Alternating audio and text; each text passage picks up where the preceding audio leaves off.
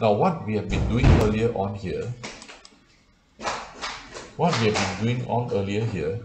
is only the vertical component has acceleration. The horizontal component has no acceleration. Okay, now vertical component acceleration, and that acceleration is the acceleration due to gravity.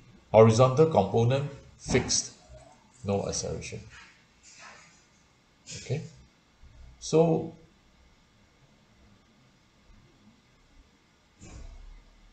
but the last problem here is slightly different. This is the modern weapon. This is the modern weapon, right? So earlier on, our aeroplane is traveling at let's say 100 meter per second, 100 meter per second. So they drop the parcel, the package. Okay, they drop the package, and the package has vertical acceleration. Horizontally, it has no acceleration, right? But in this case, this is a fighter jet, you know. This is a fighter jet. The fighter jet is going to drop a rocket. A rocket. They're going to drop the rocket. Now, this rocket is subjected to the gravitational pull, the vertical component. But this rocket has also a propeller, can propel the rocket forward. Okay, so now even the horizontal component has acceleration. The horizontal component has acceleration because it is powered by the jet within the rocket itself. You see the rocket here, and they have this jet coming out from the rocket there.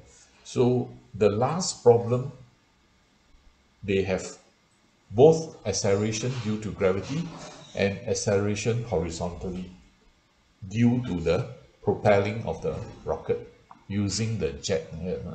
Maybe the jet is produced by some chemical explosion or what, something like that. You read this problem 3.6, example 3.6. A jet plane traveling horizontally at 1 times 10 to the power 2 meter per second drop a rocket from a considerable height. See figure 3.13. The rocket immediately fires its engines accelerating at 20 meter per second square in the x direction while falling under the influence of gravity in the y direction. When a rocket has fallen 1 km, find A, its velocity in the y direction, B, its velocity in the x direction, and C, the magnitude and direction of its velocity, air drag, and aerodynamic lift. Okay, so where are we now? Here, okay.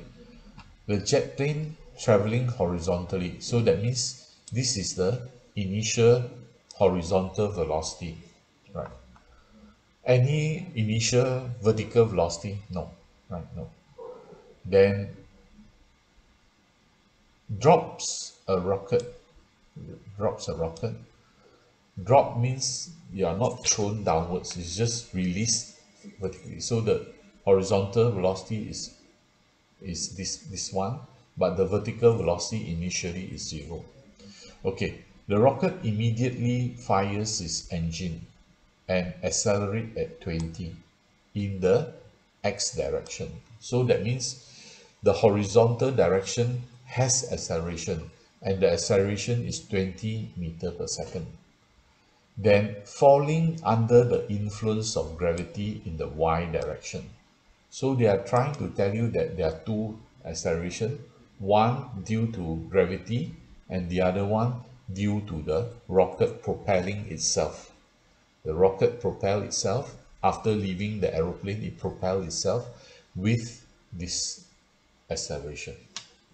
Okay, so we are going to make use of this formula. Now, we are going to apply this formula not only to the vertical component, but also to the horizontal component. In all the previous example, horizontal component, no acceleration. But this time, yes, the acceleration is 20, right? Okay, so now we consider the vertical component, right? find its velocity in the y direction when the rocket has fallen 1 kilometer. The condition they give us, the condition is it has fallen 100 1000, yeah? 1 kilometer, yeah, 1000 meter. It has fallen 1000 meter. That means the vertical distance traveled, the vertical displacement is 1000 meters. Okay, right. So how to start? We list out what is given first, right? The vertical component. We are going to consider the vertical component. Why like that? Here, okay. We are going to consider the vertical component. The vertical component, the initial velocity is 0. Why the initial velocity is 0? Because it is dropped from the rocket. It's like that, it's released. It's not thrown downwards, it's just released. So the vertical component is 0. The displacement after it has fallen 1000 meter is negative 1000. The acceleration for the vertical component is negative g. Okay, so what is not known is the time, right? The time. Or what they want us to find is the horizontal component of the velocity. Now, there are two ways of finding this horizontal component of the velocity. The first way is to find the time. After you have found the time, then you substitute into the velocity to find the vertical component of the velocity. But there's also another way of finding the velocity. The other way is to use this directly. We use this formula, right? We use this formula directly. Okay, we either use this formula directly or we use indirectly. We find the time, then find the velocity, right? Okay, let's say we use this approach first. We find the time first. So vertical distance is 1000. The initial velocity is 0. Half the acceleration is 4.9 and equals to t squared. So try to find the t, because this is 0. So it is 1000 divided by 4.9. The square root of this thing is 14.29 seconds. So we have found out the time, 14.29 seconds. Then want to find the velocity, we use this equation. V equals to V naught plus AT. V naught is 0. Acceleration is 9.8 and the time is 14.29. So you put in 14.29 and you get the answer to be exactly negative 140 meter per second. So this is the answer, the horizontal component of the velocity. You can also use this formula to find. You can also use this. You can also use this formula to find. There's another method, right? So you want to find the final velocity, right? The final velocity is v square. V square equals to initial velocity is 0. Initial velocity is 0. 0. Then minus, because acceleration due to gravity is minus 2, 9.8. 9.8. Then the distance covered is negative 1000. Negative 1000, right? Here's a negative sign. Negative 1000. Go down 1000. So can you use your calculator to find how much is this?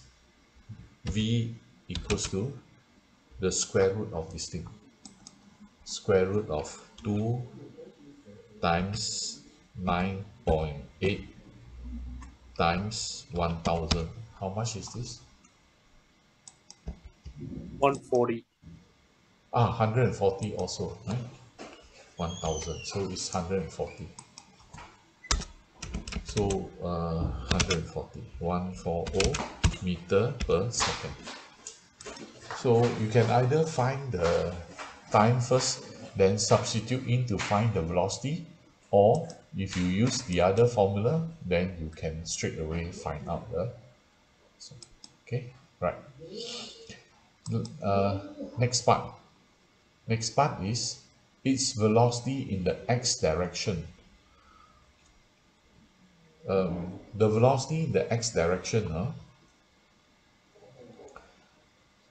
this one, right? Now, because the rocket is inside the aeroplane, it has the same velocity as the aeroplane.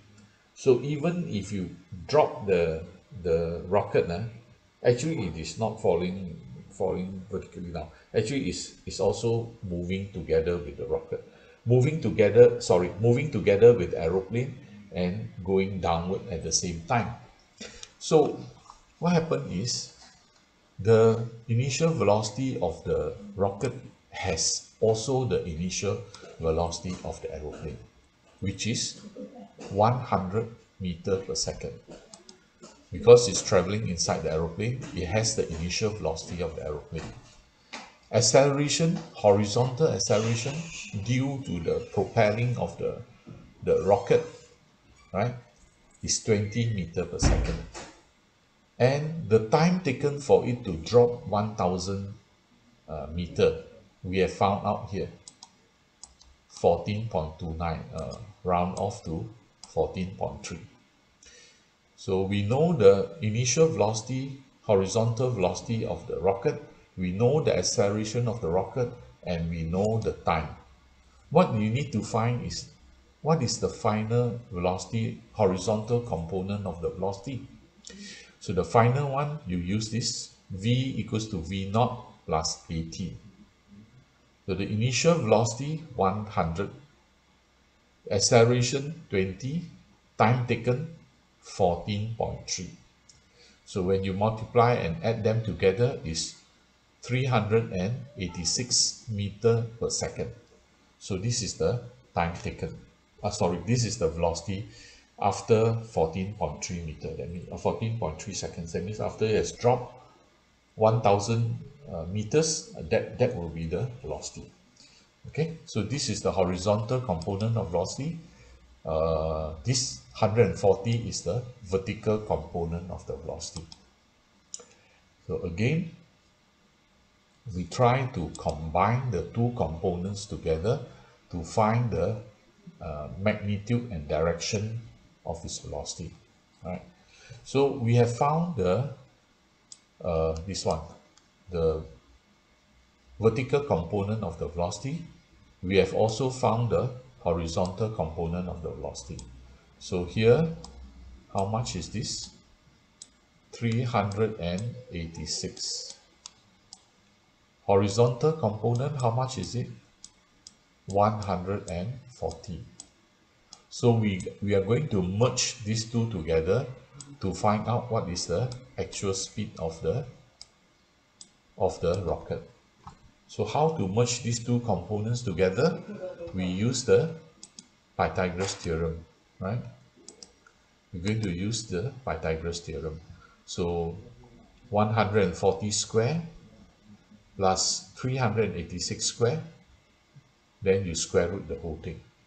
So the final, when you merge back, the velocity is 411 meter per second. So this, it will be, actually it's not pointing this way anymore. It's not pointing this way anymore. It's actually pointing this way. It's actually pointing this way. The rocket is actually pointing downwards, right? So the question is, since it's pointing this way, what is the angle, right? So we want to find this angle here, and we call this angle theta. We call this angle theta. So tangent theta is the vertical component, which is terbalik lah. I typed it wrongly, terbalik. This is the other way around. This is not it. This is 386. The horizontal component is 386. The vertical component is 140. 140, sorry. Okay, so you use the vertical component negative 140 divided by the horizontal component 386. When you divide the two of them, that will be the tangent theta. Okay, how to find out the theta? Again, you have to use the arctangent. Right? So what is theta equals to? That is the angle theta. Angle theta is equals to arctangent. You have to use this shift tangent. Earlier on when we did the trigonometry, I have gone through with you how to do this arctangent thing, right? Shift tangent of this number here, of this number, right? Negative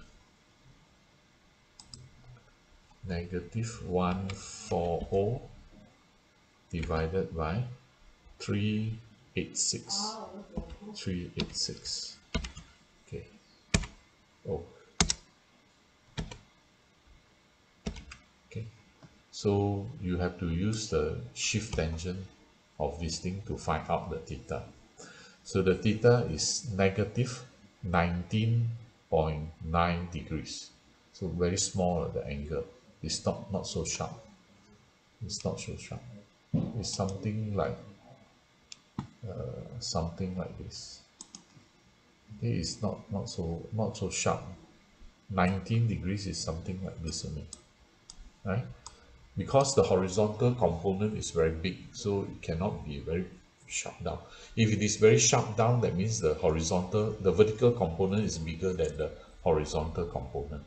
Now, as it is, the horizontal component is much bigger than the vertical component, so it's slightly like this. If it's like this, that means the vertical component is bigger. If it's like this, that means the horizontal component is bigger. So it's something like this, right?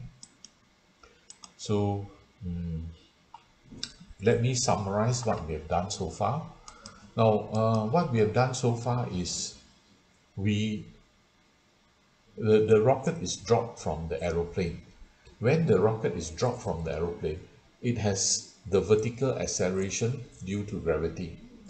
And in this case, it also possesses a horizontal acceleration due to the propelling of the rocket.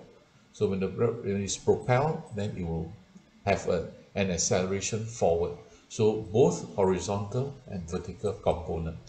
So for this type of problem, both the horizontal and vertical component, you have to apply this formula.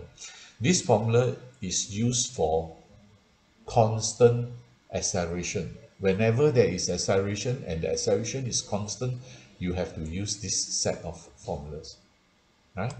So apply them according to the vertical component and you get the vertical velocity. Apply them according to the horizontal component, you get the horizontal velocity. Then you merge both the horizontal and vertical, you merge them together, you get the actual velocity and also the actual angle that it is moving. Okay, any question? Oh.